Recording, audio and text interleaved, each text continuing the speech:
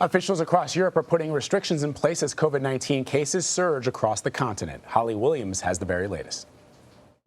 As Europe is hit with a second wave of virus infections, governments are scrambling to try to flatten the curve all over again. In France, Paris and several other large cities will begin a nighttime curfew starting at midnight local time tonight. It will keep around 20 million people at home between the hours of 9 p.m. and 6 a.m. going forward. Yesterday, France reported more than 30,000 new COVID-19 infections in a 24-hour period, sparking fears that hospitals could once again be overloaded with serious cases.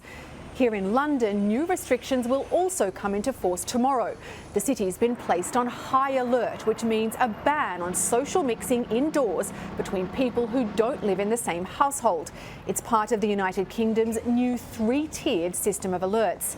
And in Italy, a top virologist has warned that the country has 2 weeks to stop the rising rate of infections, or it could be forced to follow in the footsteps of its European neighbours and re-implement harsh restrictions to stop the spread of the virus.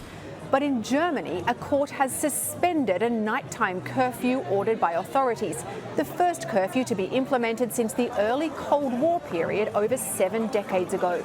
The court said it found the curfew, quote, disproportionate in view of other measures taken to fight the pandemic.